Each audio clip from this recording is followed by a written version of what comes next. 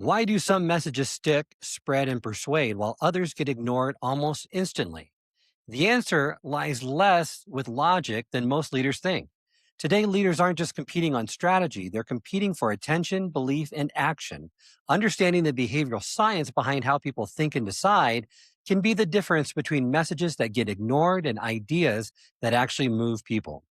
In this episode of the Good Leadership Podcast, I'm once again joined by Nancy Harhut, the author of the book, Using Behavioral Science in Marketing. We're here to unpack the hidden psychological forces that shape attention, memory, and decision making. We explore why stories are so powerful, what accidental invention of the post it notes reveals about reframing failure, why one standout experience like the Magic Castle's popsicle hotline can make an ordinary brand unforgettable, and how service stories like the Grand Hyatt teddy bear story can become culture defining moments inside any organization. If you want to become a persuasive leader, marketer, communicator, or decision maker, this conversation is packed with practical insights that you can use immediately. Here's my conversation with Nancy. Welcome to the Good Leadership Podcast, where we explore the stories, strategies, and insights of thought leaders who inspire us to think differently and lead better. Through candid conversations and expert perspectives, we dive into the challenges, breakthroughs, and practical lessons that shape exceptional leadership. How can brands structure their social proof to feel credible, specific, and believable? Because this is becoming more and more of a problem. You just don't know what's real. And I would argue that as AI gets better, it's going to be really hard to tell. Yeah, you're not wrong about that. You are not wrong about that. A couple of things. One is specifics outpull generalities, right? So the more specific we can be, as opposed to vague, the more concrete language we can use, as opposed to something that's more abstract, the better off we're going to be. So if we're talking about reviews and social proof, we want the ones that have that very specific language. As I also just mentioned, the ones that maybe expressed a little bit of skepticism ahead of time, that resonates too, because those are the ones that sound really human. They're the ones that don't sound like they're AI generated, because there's like specific detail and there's somebody's individual story. And maybe there's even somebody's hesitation or doubt that was initially present. And that's a great way to make sure that your testimonials and the social proof bits that you're using are gonna resonate. The other interesting thing is a lot of times we're like, when we ask people to rank our products or rate our products, I should say, we say, hey, give us a 5-star review if you've been happy. We think, well, we're asking for 5 stars, but only if they've been happy, but we're pushing for that 5 stars. And there was a study that came out of Northwestern University that found that the optimum number of stars isn't 5.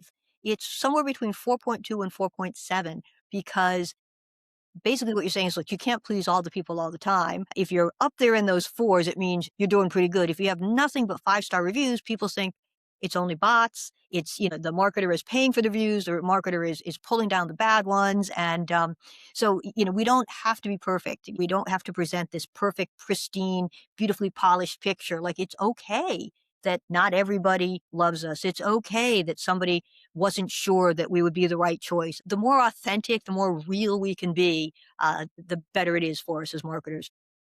You're right. It definitely boosts credibility a whole lot more that way than it is in the way you just mentioned with everything being perfect. So, looking at the post it notes origin story, a failed strong adhesive that becomes a breakthrough office staple. What should leaders learn about how to talk about happy accidents and pivots inside their own companies? I mean, that's a great example. I mean, stories are memorable. They're inviting. We can rattle off the features and benefits and the facts and figures, and they go in one ear and out the other. Even if people want to remember them, they just don't. But stories, they stick in our minds, which is great. And the a post-it note was a great example. They were trying to invent something else. They failed. They failed, and yet they ended up inventing the post-it note. Right? It did not accomplish what they set out to do, but yet it turned out to serve this very important need. And it makes me think of a behavioral science principle called the pratfall effect, which is it's okay to admit a shortcoming. If people actually find you to be more credible if you say, hey, listen, like with their story, they're like, we know you love the product. Let us tell you how we invented it. It was kind of by accident. It doesn't take away from the fact that the product still works really well for its intended use. It doesn't, in any way damage the reputation of the company. We all love, 3M and their post-it notes, but by kind of acknowledging we didn't really set out to invent this, it was kind of a mistake or a happy coincidence, frame it however you want. But there's the truthfulness, the authenticity, and the willingness to say, we're not perfect. Those are the stories that are memorable, that are believable, and that build brand preference because you remember the story and you also think more favorably about the brand because they admitted it. They admitted, hey, it was a happy accident, but now look how great the product is. And what's cool about that is now when you're using it, you feel like you know the inside story. You're part of that little community. And the next time you recommend it to someone, you might want to bring it up and pass the story on. And then it starts to go viral, if you will, like it takes on a life of its own. You're right. And that story has all the elements of a great narrative: a failed attempt, a surprising twist, a problem discovered, and an everyday solution we can all picture. It turns a dry R&D tale into a memorable human story about curiosity and persistence. And leaders can use that pattern to reframe their own pivots and experiments as stories of discovery rather than mistakes. I've seen that time and time again. So instead of, like you said, hiding failures, they talk about them as a setup for the value their customers now enjoy, which is not only makes the brand more interesting, but also signals a culture that learns and adapts, which is something that a lot of buyers can respect. Absolutely. There's an addendum to that, even that there's something that behavioral scientists call the labor illusion. And it's this idea that the amount of time or effort that go into something, it becomes an indication or a proxy of its quality. So, you don't always have to get it right on the first try. In fact, maybe saying that it took you 5 tries before you finally perfected the ingredients or the product. People think like, oh, wow, it must be good. It took them 5 times before they got it right, and it actually elevates the value of that product or that brand in someone's mind because of all the effort that went into it. Great insight there. And you mentioned also that a fact in a story is 22 times more memorable. So hopefully we've convinced our audience that you got to get better at storytelling. You got to be better with your narrative arcs and use them more frequently in all aspects of leadership. You have another great example in the book of the Magic Castle Hotels Popsicle Hotline that shows how one vivid gesture can turn a fairly ordinary hotel into a legendary experience. What does that teach to executives about the von Restorff effect, creating one memorable, talk-worthy moment rather than trying to be great at everything? Sure. So the von Restorff effect is the idea that things that stand out from their surroundings get noticed and remembered, right? So, and this goes way back to our ancient ancestors. You'd get up in the morning, we'd stick our head out of the cave, we'd scan the horizon. If everything looked the way it did the day before, that was a good thing. But if something new had been introduced to the environment or something had been removed from the environment, that could present a threat. And in those days, it was a very real threat. It could be a life or death threat.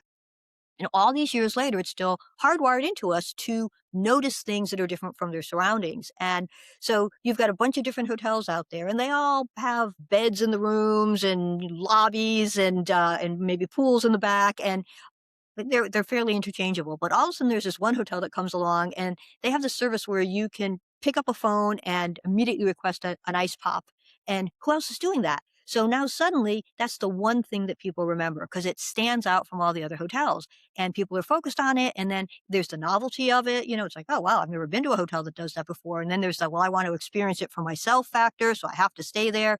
And then you just remember it, right? You remember it is I need to go to a hotel. What was the one that did the popsicle? So from a marketing perspective, instead of trying to be everything to everyone, instead of trying to list every possible feature or benefit that our product or service embodies, we want to just zero in on that one thing that makes us different, that makes us sets us apart from everyone else that's out there because that's what gets remembered. And with it, that brings business and then someone can experience all of the features and benefits that we offer. Love that. Another great story that you mentioned for service organizations, the Grand Hyatt teddy bear story.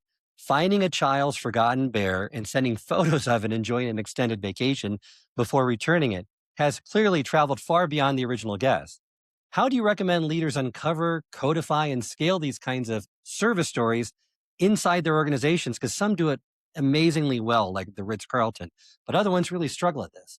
Yeah, no, and that is a great question. And it has to be institutionalized because you might have various employees running around doing these incredible things, but if no one else knows about it, you don't as a entity have the opportunity to capitalize on it. And so, it could be as simple as, setting up a program saying, every week you send out an email and ask your employees, did anyone go above and beyond? Does anyone have a great story? Just to remind them and, and capturing that and having someone whose responsibility it is to review these and then grab the ones that are going to have legs, if you will, and start to disseminate them and start to use them in the marketing or start to send them out to customer service. But it needs to come from the top. And like anything, sure, everyone's going to agree it's a great idea, and then we all get busy and we forget. So we need to, have a process in place to capture it and to occasionally remind people about that process. And you don't need one a week, one a month, even one a quarter. One a year can get, give you a ton of mileage. But you need to be able to uncover them, and the only way to uncover them is to remind people that this is what you guys stand for. This is what we as a company stand for, and periodically ask for examples and make sure that they end up in a place that's accessible and usable. I've seen it often starts too with just leaders can uncover these stories by consistently asking frontline teams for examples of times they went above and beyond. Then sharing those stories internally as model stimulate, like you mentioned, codify them through training, playbooks, or internal awards, turns these one off heroics into part of the company's identity, making it more likely that similar moments will happen again and that customers will leave with stories worth sharing, which is what all customers and rather companies want.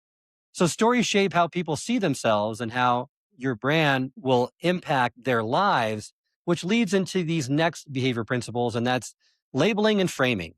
The words that you use to describe your customers and your products and your value, they matter. So let's first talk about labeling. Once people are labeled as part of a group, they often act consistently with that label. Sure. So, you could label somebody a forward-thinking CEO. You could label them a savvy decision maker. You could even say, you're not the kind of person that always follows the crowd. You're not afraid to think for yourself. You're an independent thinker.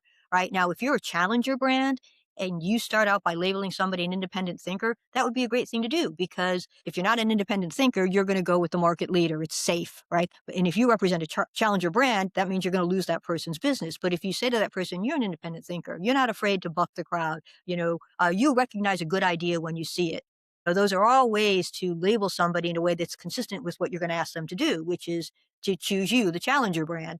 There was a study that was done in Chicago where they asked people about an upcoming election and asked them a bunch of questions about the candidates and the questions on the ballot. And then they took the answers and pushed them off to the side and did nothing with them, but they randomly put people into two groups. And they went to one group and said, you guys are the more politically active. And then they watched to see what would happen on election day. And 15% more of those people actually went to the polls and voted. And why? Because, well, what would a politically active person do? They would vote on election day, wouldn't they? But Charles, you might say to me, well, it was only 15%. It wasn't 100%. And you're right. We have yet to get to the point where we can wave a magic wand and make 100% of the people do 100% of what we want 100% of the time. But with a small change in language, like you're saying, with just that right labeling phrase, if you could pick up a 15% increase in sales, it would be worth it, right? So it's like what you want to do is you want to think about what you're going to ask someone to do and then label them in such a way that it just makes perfect sense that they would do it. The label would lead very nicely into what you're asking them to do. This is so critical to understand because as soon as you were told that you're part of a group, then you begin acting in ways that are more consistent with members of that group. The label influences your perception of yourself and your resulting behavior, which is powerful. Let's now switch the frame to framing. So, framing the same offer as an investment instead of a cost, or 95% fat free instead of 5% fat, changes behavior significantly in most cases.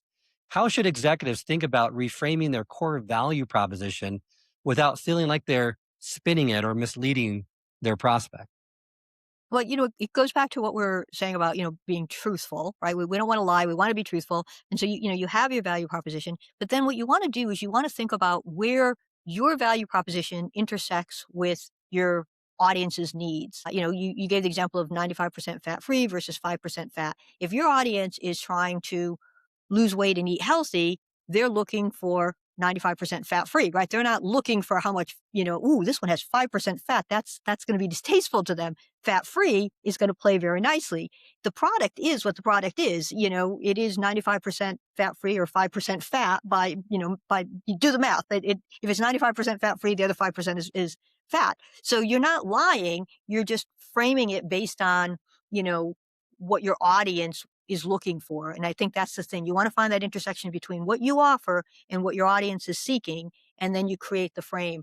Sometimes, sometimes framing helps you just emphasize almost emphasize the obvious. There was a behavioral science study where a company was going to introduce a $5 shipping charge. So $5 is $5. We all know how much $5 is worth, right? But they tested a small $5 fee against a $5 fee. And you could argue that adding small in front of it would insult the reader's intelligence because they know how much $5 is. You could argue that it takes up more space on the call to action. You could even argue that, you don't want to insult people by, making the value judgment that it's small. And yet, when they did that, they got a 20% increase in sales. And what it did, the idea of adding small, was it just made it more top of mind that it was only $5. So sometimes framing is a technique to help you really emphasize what you want people to concentrate on, what you want them to notice in the message. When you can even test framing your product in terms of the experience that the customers will have with it versus the money they'll save on it or with it, because the experiencing a product can foster that emotional response that we talked about earlier. And using framing to get people to see things in a new way or in the marketer's preferred way is very advantageous and can be very profitable in the end for the company as well. Absolutely. I mean, we can talk about framing things in terms of price or framing things in terms of time and experience with the product. And when you frame things in terms of price, it focuses people on the price. So if you've got a great price story to tell, okay, fantastic. But if you're trying to kind of make price not a mitigating factor, emphasize the time and experience you're going to have with something. There was a study that was done with a lemonade stand, interestingly enough, and they had three different signs. One sign said, spend a little time and enjoy some lemonade. Another one said, spend a little money and enjoy some lemonade. And the third one simply said, enjoy some lemonade. People stopped more often when it said, spend a little time. They were allowed to buy a glass on a sliding scale. They paid more for the glass when it said, spend a little time. And they reported being more satisfied. So by focusing people not on the money they were spending, but on the experience they were having, it just made them all around happier customers and more satisfied customers. It didn't change what the product was. It just allowed the marketer to highlight one aspect over another. Love that. Well, time is another frame you emphasize, not just what you say, but when you say it through temporal landmarks and the fresh start effects, where people are more open to change at beginnings, not just beginnings of the year, which we're approaching, but birthdays, job changes, the beginning of certain seasons. How can marketing and sales leaders operationalize this idea in their calendars and campaigns rather than treating it as just a one off New Year's push? Sure. So, I mean, New Year's is absolutely the granddaddy, the biggest of these, because, everyone says, oh, I'm going to stop smoking on New Year's Day. They don't say they're going to stop on December 14th, right? No one says, oh, yeah, December 14th. It's like, no, and January 1st, right? So it's this idea that there are just times in our lives when we think of like our old self and our new self. This is old Nancy with all the things she failed to accomplish. And now I'm opening the door to new Nancy, fresh start, clean page. And I feel energized and I feel confident that I'm going to accomplish my goals. And so as a result, that's when a marketer wants to grab you, because if you're feeling energized and confident, you're more open to choosing a new vendor, trying a new product, embarking on a new initiative. So the beginning of the year is great. The beginning of a month also works. That's another temporal landmark. The beginning of a season, of a quarter, of a fiscal year, the beginning of the week, Mondays, right? Again, I didn't get it done last week, but this week, I'm sure I'm going to accomplish what I want to, right? We all feel like we're starting fresh at the beginning of the weeks. Um, we can bring it all the way down to, starting with the big one, the beginning of the year, but every week, right? 52 weeks a year, every week we have an opportunity to pick up that fresh start effect. And then people's birthdays, their anniversaries, when they start a new job, when they get promoted into a new position, when they buy a new house. These are all, examples of times when you could argue people are in play and they're starting fresh. And because of that, because they're starting fresh, because they're in play, they're more open to new vendor relationships, trying new products. However, there are times, though, when there's this human tendency to separate ourselves between our present self and our future self. And it's in those times, right? It's important for the marketer to help customers envision themselves in the future as being very much like the person they are in the present. Being able to do this well will help the marketer overcome this concept called temporal discounting. Yeah, it's the scientific research on this is fascinating. What behavioral scientists have found is our future selves are like strangers to us. We have no idea who they are, how they're going to behave. There have been a number of experiments where people are offered $100 now or $110 next week.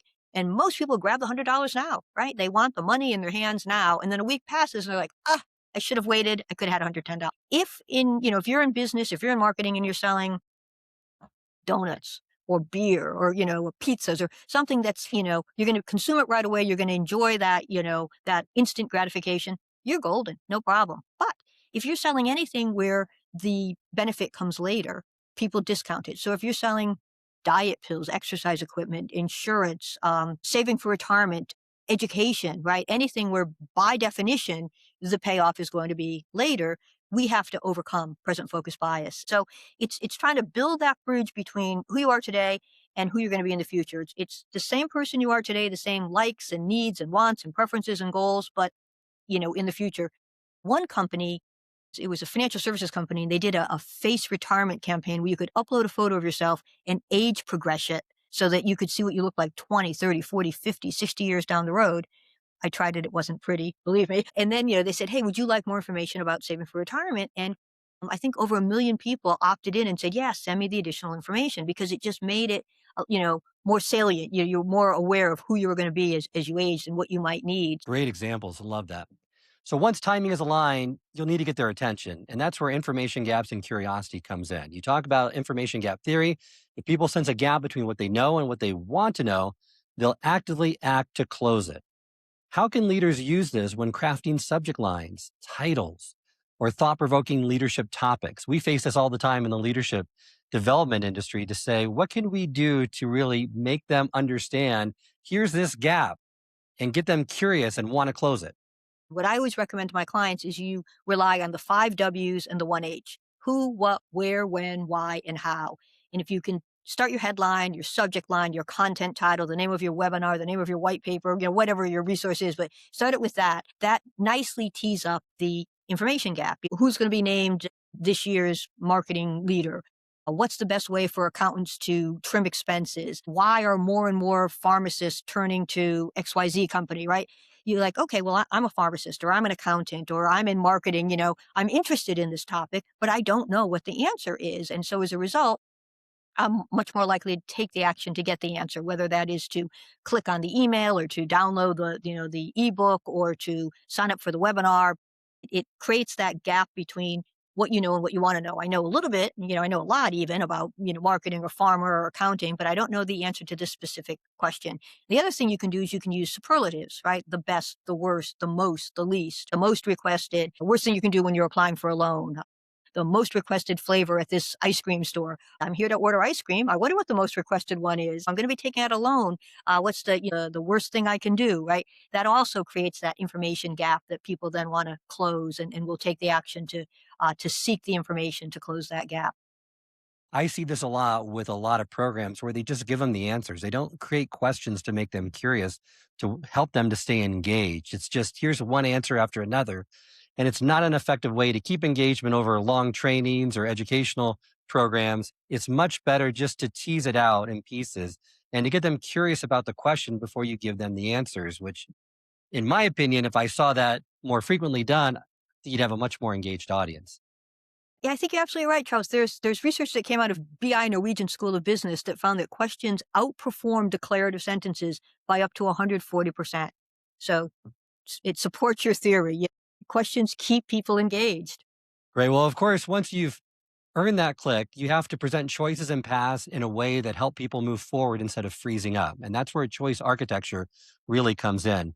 So for companies proud of their wide selection, how do you help them reconcile that pride with the data that fewer clear choices actually sell more?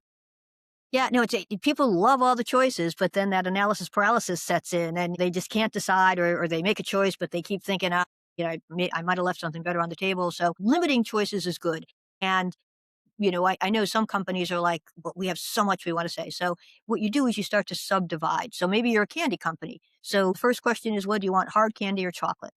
I want chocolate. Okay, great. So you gave people two choices. They made a choice between the two. Now they're in the chocolate category. Now, well, do you want white chocolate, dark chocolate, or milk chocolate? Oh, actually, I would like milk chocolate. Awesome, great. Now you want milk chocolate. Do you want Belgian chocolate? Do you want Dutch chocolate, or do you want English chocolate? So you start to subdivide. So people start to work their way down the decision tree, but they're never asked to make a choice between, or for more than like, with more than three different options, So it moves along quickly, it's easy, and you can get to where you want to get to. And it allows the company to showcase their breadth of products, but also to make sure that they're guiding, that they're serving up, I should say, the product that the prospective customer is most interested in.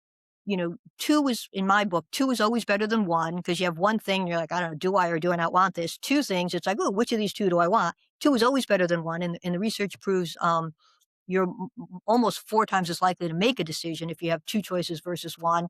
Three is always great because three is a magic number. More often than not, people go for that center option. So as marketers, we can construct our three choices to make the center option the most desirable one for us. But, I wouldn't go beyond four or five before I would start to do exactly what I described, kind of subcategorize. All right, make this first choice, then we'll make another choice, then we can make yet a third choice. But much better than putting, nine things in front of someone and saying, which of these do you want? Exactly. And I've seen this a lot too. Another guest on the podcast said that for people to choose a new product over the product they're currently using, it doesn't have to be a little bit better. It has to be 9.8 times better because people have this status quo bias. They just are consistent with their previous choices. What can new products or disruptors coming into the space do to overcome this? Yeah, that it is. It's a very good point about status quo bias.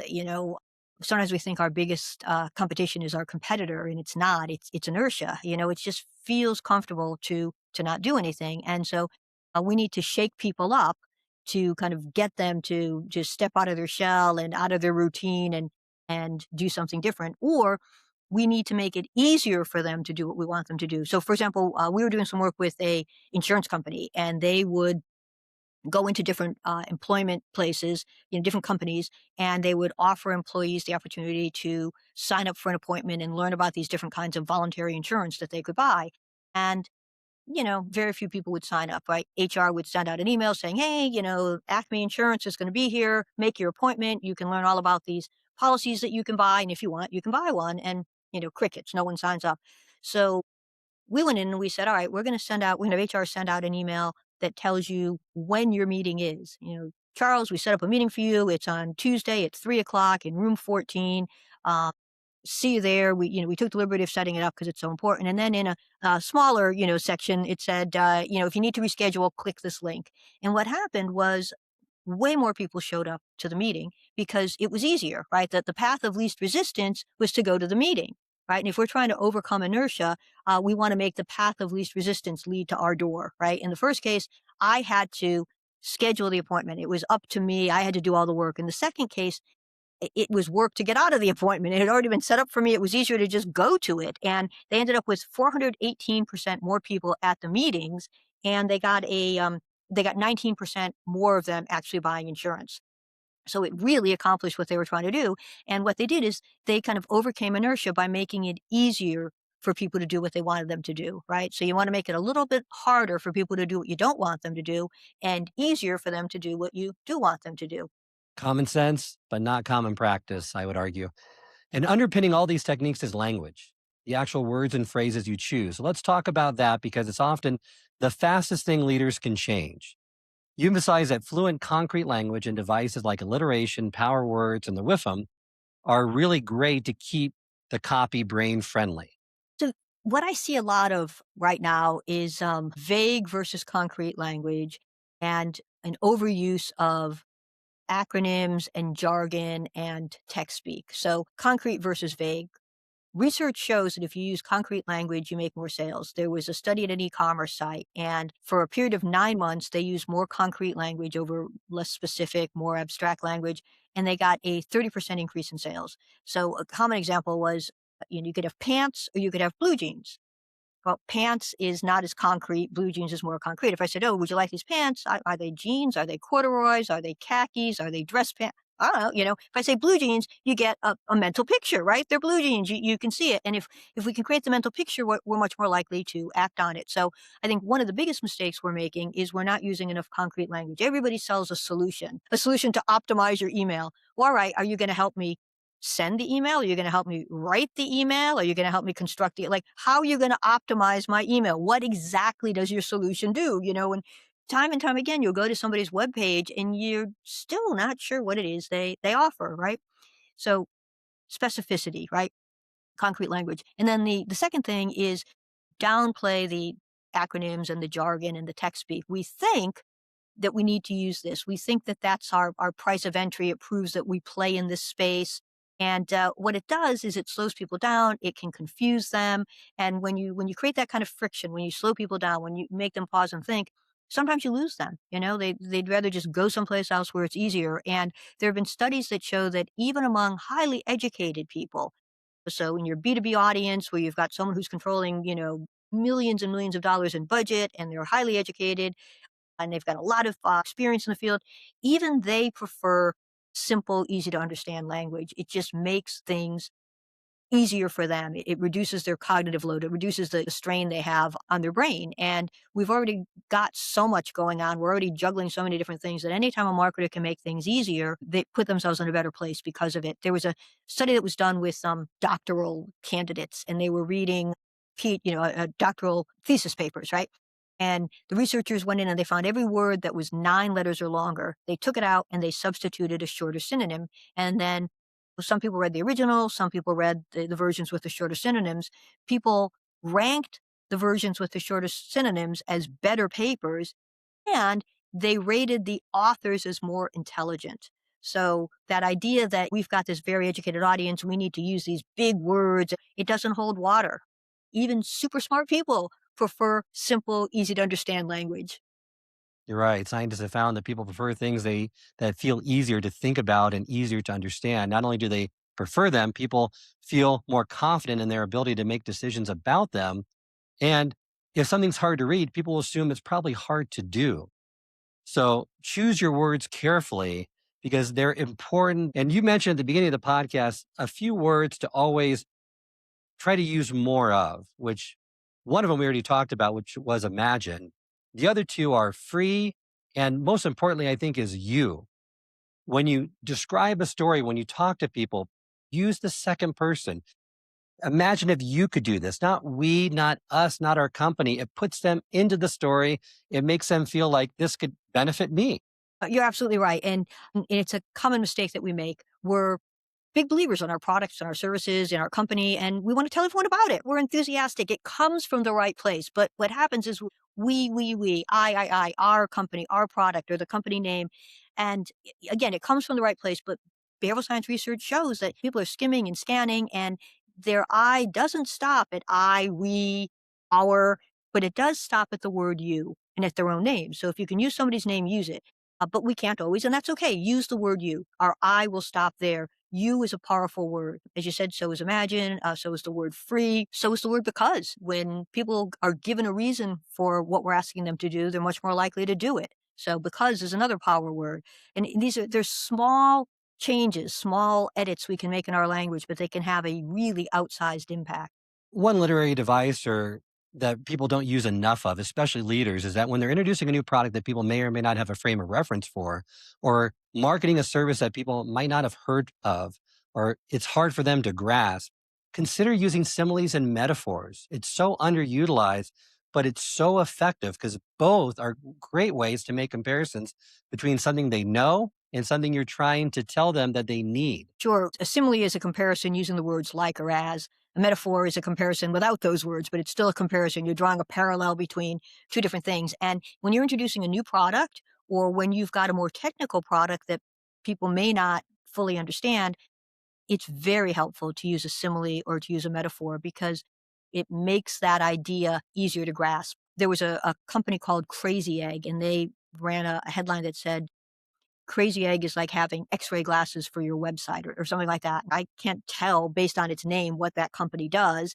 but having X-ray glasses for my website, I understand what X-ray glasses are. So if Crazy Egg is like X-ray glasses for my website, it means I'm going to be able to see into the website. I'm going to be able to see what's not available, visible on the surface. I can go inside and see how things are operating. So similes are great. Metaphors are great. Even like reference brands, it's the Netflix for car racing, or it's the Netflix for marketing, or like you pick a reference brand and then you peg your product or your company to it, and people are like, oh, I understand what that is. So, oh, okay, so this company is to this category as Netflix is to entertainment. So anytime we can do something like that to make our product or service easier for people to understand, it's a win for our customers and for our company. I think we have time for one more principle. I'd love to sneak this in if we can, and that's the consistency principle and the Zeigarnik effect. And there's another effect associated with it as well. That once people start to say yes to something in a small way, that leads to a bigger yes down the road. Caldini covers this a lot, but talk to me how companies and leaders can do this more effectively and leverage this behavior science principle. So the idea is once you say yes once, you're much more likely to say yes a second time, a third time, a fourth time. And it's particularly true if our first request is relatively small. That's the whole premise of the commitment and consistency principle. Once we say yes, we like to be consistent when future opportunities arise. And we often are consistent without giving the matter at hand a huge amount of thought, right? You start to increase the asks each time you get a yes, you're much more likely to get a yes the next time and the next time. And you can build on it and then you can get to the ultimate request, which is, hey, sign up for our service or become a customer. And you're much more likely to get that yes, because once we make a decision, we like to be consistent with it, right? We don't like to flip flop. We don't like to go back on our previous behavior. We like to remain consistent, with the decisions that we made, with the actions that we took. I love this. You're such a wealth and encyclopedic amount of information on this great topic. Thank you so much for joining me today. Remind our listeners how they can get in contact with you and learn more about your work. Oh, Charles, thank you so much. It's been a complete pleasure. You are, such a knowledgeable host, man. You put me through my paces. So I totally, totally enjoyed this. People can connect with me on LinkedIn or on Facebook. They can find my book, Using Behavioral Science and Marketing, at Amazon or KoganPage.com, really any place fine books are sold. I am the Chief Creative Officer of HBT Marketing. HBT stands for Human Behavior Triggers.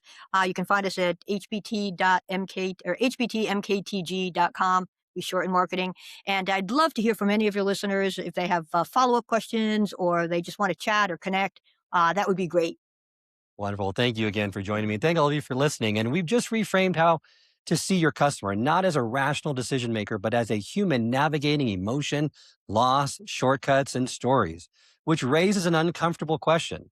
Is your marketing underperforming because you need more budget, or maybe because you're working against how the brain actually decides?